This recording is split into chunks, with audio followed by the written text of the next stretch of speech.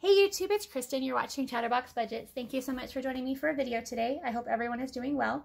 It is Sunday, January 23rd, 2022. It's about 12:30 p.m. here in Salt Lake City, Utah.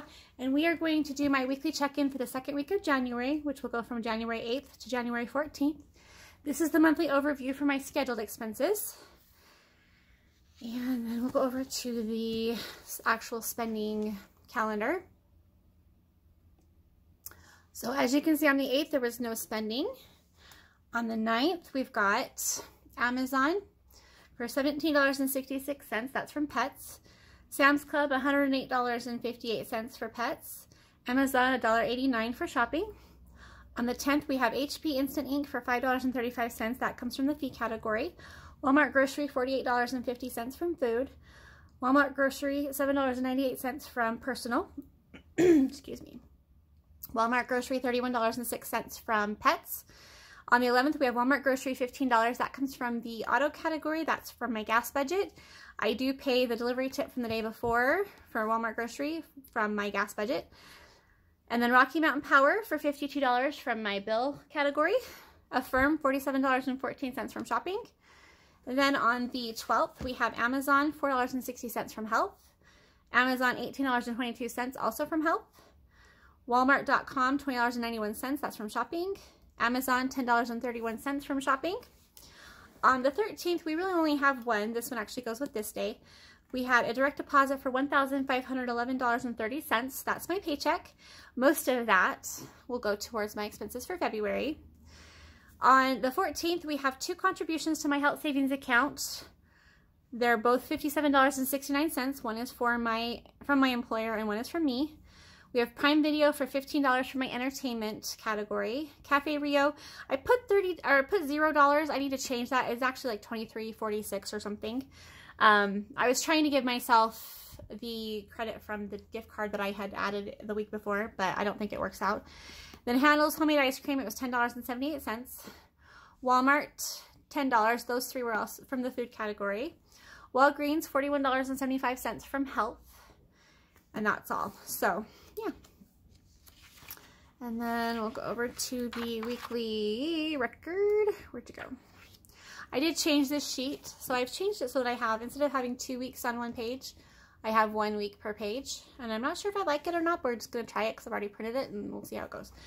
Okay, so this is my scheduled expenses. So for week 2, we started with auto insurance. We started with $56. That's how much we have left. Cell phone, we have $5 that we started with. That's going to be the leftover amount from after my payment. That will go to savings at the end of the month. Electricity, we had $52. We spent $52, so nothing left. Internet, we started with $100. Nothing was spent. Natural gas, we had $1 left. That was after the payment, so that will go to savings at the end of the month. Water, sewer, and trash, we had $21.79. That's left over after the payment, so that will also go to savings at the end of the month. Annual fees, we have $70. This one's going to be rolling over. So annual fees is for, that will just keep going until I actually use it. I do need it in February to pay for my fees for filing my taxes through TurboTax.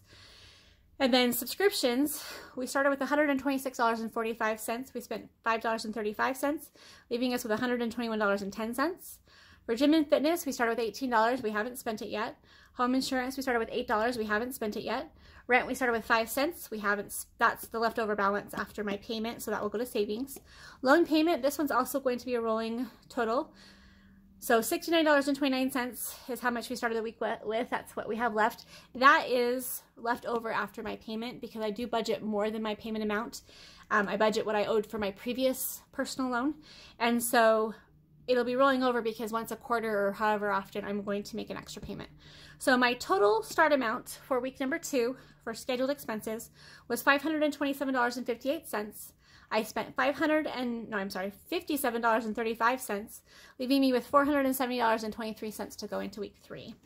And then for my unscheduled expenses, which are my daily expenses, the top section's bills, this is mainly like food and stuff. So unscheduled expenses for gas, we started with $45. We spent $15. We have $30 left. Groceries and food, we started with $167.40. We spent $69.28. So we have $98.12 left. Household, we started with $56.11. We haven't spent that yet. Miscellaneous, we started with $20. That's what we have left. Personal stuff, we started with $39.83. We spent $7.98, so we have $31.85 left. Pet stuff, we started with $138. We spent $157.30. So we are over budget by $19.30. So the total start amount for unscheduled expenses is $466.34. We spent $249.56, and we have $216.78 left. So total for the different types of expenses, we started with $993.92. We spent $306.91, and we're left with $687.01. So this will go into week 3. So even though I'm over on my pet stuff budget, I do have enough in my other categories to cover that. I do also have a slush fund, and I also have, I can use my contingency fund to cover it if I need to. But what I prefer to do is use my slush fund to cover this stuff, and then I use my contingency fund to cover my overspending in my irregular expenses. So speaking of irregular expenses, I changed that worksheet. I'm still working on it, so this is definitely not how it's going to stay, but this is closer than what I've had in the past. So irregular expenses are my, there's 2 different types. There's the contingency fund, which is my version of the emergency fund. And then there's the freedom fund, which is my version of savings fund, what is it called? No, sinking funds. Sorry. So with my freedom fund, I put all of the money into one main category most of the time. And then I just use it for whatever I need to spend it on. So I only have enough in my budget to do a little bit every month. And so what I'm trying to do is put $50 a month into my contingency fund and $50 into my freedom fund. Now I will have to put more aside when there's things I know are coming up. For example, I do have to take my dog to the vet next month, so I'll have to put money aside for that. And I do have a couple birthdays in February, and then also a hair appointment. So I will be putting money aside, but it'll probably just come out of my contingency fund, and then I'll have to put the money from my contingency fund over into my, I'll have to pay that back. So I was going to just split up the contingency fund and put it in each of these envelopes, or categories, whatever.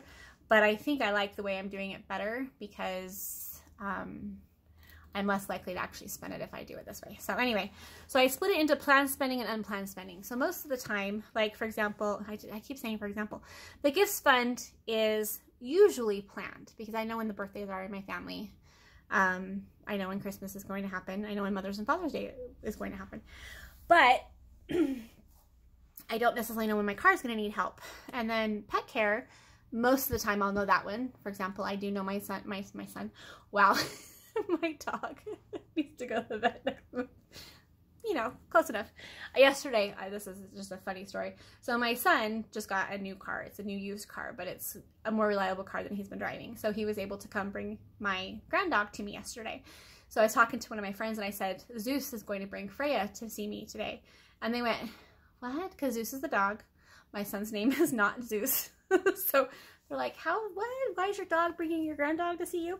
Anyway, I do that all the time. I call my dog my son's name all the time, usually when I'm getting mad at him. So anyway, okay, but like my hair appointments, that personal care fund, I do know when my hair appointments are going to happen because I schedule them like 6 weeks in advance. But I don't always know when I'm going to order my skincare stuff. So it's kind of a mix of both. So anyway, I hope that makes sense. I'm still working on this. I'm not quite sure how I'm going to track it, but we're getting closer. So with the contingency fund, I started with $50.01 in my Capital One 360 savings account. Cash, I have $1,000. That's just sitting in my safe. Buddy, we're going to go outside in a second, sweetheart, okay? We'll go out in a minute. We're going to go outside just a minute, okay? Let me finish this, then we'll go outside. And then in my Freedom Fund, my Capital One 360 checking account, I have $50.01, and then I don't have anything in cash. I haven't spent anything from my planned expenses at all so far. And then in my unplanned spending, I did spend, and you'll see on here, it's all 4 weeks are on one page. I'm not going to do like a starting balance and an ending balance because I don't do it that way for my unplanned or my irregular expenses. I spend what I need to spend when I need to spend it. So it's not really, I don't know. I'm not sure how to explain it. I shouldn't call it budgeting. I really should just call it planning, but oh well. Anyway, so last week or the first week of the month, I spent $224.72 for my shopping category. That was for Franklin Planner. That was stuff that I had been thinking about for a while, but they gave me a discount. They had a discount promotion going, and so I ordered stuff because I was getting it for like 20% off. And then the second week, so this last week, I spent $80.25. Part of that was from Amazon, part of that was from Walmart. I do have an Amazon gift card balance available, funds available, whatever you want to call it. So I did use that for Amazon. Walmart, I actually used my checking account to pay for that, I believe. It might have been my credit card, I can't remember. But I ordered some new masks, and they're the cloth masks that I've purchased a couple of times over the last 2 years. And I ordered them, and I took them out of my shopping category because they're not required. I did buy some disposable masks to use as well. I feel like the disposable masks are better for when I'm actually sick, because I don't have to worry about reusing them and getting my germs back to myself again. But the cloth masks I actually use for walking my dog. So I don't go out in public, so I'm not wearing masks to protect myself from other people necessarily. I mean, I would be, but I'm scared to death of getting bronchitis. I can't afford to miss work. We just don't have the resources available to cover for me, but also I don't want to use my vacation time for that. But anyway, but I have to take care of my dog and my house, whether I'm sick or not. So I try not to, I don't want to get sick because I can't necessarily like take time off from my life. Not that anybody really can, but anyway, what was I saying? Oh yeah, so because I live in an apartment complex and my neighbors do smoke and I'm highly allergic to cigarette smoke, I do have asthma and allergies. I'm also allergic to the trees and stuff in the complex and the grass and things. So I wear masks while I'm walking my dog to help protect myself from my allergies and my asthma. So I will be wearing them long term, even after the rest of the world no longer necessarily needs them. But I also will be wearing masks in public if I have any kind of, sniffles or anything at all. Even if I think it's allergies, I'll still be wearing a mask in public, because one thing I've learned from the last 2 years is that I don't want to be responsible for getting other people sick. And so I will not be taking that risk. So if I go out in public and I think I might have something contagious, whether it really is or not, I will be wearing a mask just to protect them. And myself too, because if I'm in public and someone has perfume on, I start sneezing, and that's just, or I start coughing actually. And right now people look at you like you're going to, like you've got 3 heads. So anyway, so that's what's going on with this. I really only care about how much I spend through the whole month. Yeah, it'll be nice to track it by week, but I do have a compulsive shopping issue. It's part of my OCD. And so I do have to allow myself to spend money. And I said this in my last video, and I don't think I explained it very well. I buy what I want to buy when I want to buy it. The reason I do that is because I've gotten to the point now where most of the time, not all of the time, but most of the time, the things I want to buy I've been thinking about, or it's something I need to replace. And so if I don't let myself buy it when I want it, and I make myself wait, I will end up going and buying something else and being impulsive about it and blowing that, like, my whole budget, buying a whole new wardrobe or something. So if I let myself purchase things every once in a while that are things I've been thinking about that have been taking up space in my brain, that helps to get that, the satisfaction of spending the money. The compulsive shopping is satisfied, but I'm getting something I actually want, need, thought about, whatever. So I'm not just going out and buying clothes, which is what I used to do. Every time I'd go to Walmart in the past, I would buy clothes. They'd have a new shirt, and I would spend my whole entire grocery budget buying 5 of the same shirt in different colors. So that's where my compulsive shopping is usually an issue. When I was pregnant with my son, I would go to the bookstore and I bought every single Agatha Christie book I could find. I spent probably $200. And that was not logical. I didn't really have the money. I mean, I did have the money, but I shouldn't have been spending the money. Same thing used to happen because Franklin Planner had a location above where I was working. So I would go in there and blow my entire paycheck on planner supplies. So I know myself well enough to know that if I allow myself to spend money as I go, I won't go overboard. So even though I spent $225 in the first week of January, and I've actually spent more since then, I bought stuff I've been thinking about for 6 months. It was on sale, and now I've got everything, so I don't have to buy it again later unless I'm refilling things. So it doesn't really make sense, but it was that or wait and buy it next week and spend more money on shipping or something. So it makes sense to me. Anyway, we're about to 15 minutes. I didn't want to go overboard or go over 15 minutes today. I appreciate you guys. I'm sorry that my videos are not very, well, I don't have a schedule. I'm hoping to have one here soon. Things are still crazy at work, but they're getting to a level of predictable craziness, I think, or at least I'm getting used to the craziness. So I'm hoping to have a schedule. I'll probably end up doing videos on the Sunday after the end of the week, because my weeks are always the same. All right, you guys, I hope you have a wonderful day. Thank you so much for being there and for your friendship and support. Take care. Bye-bye.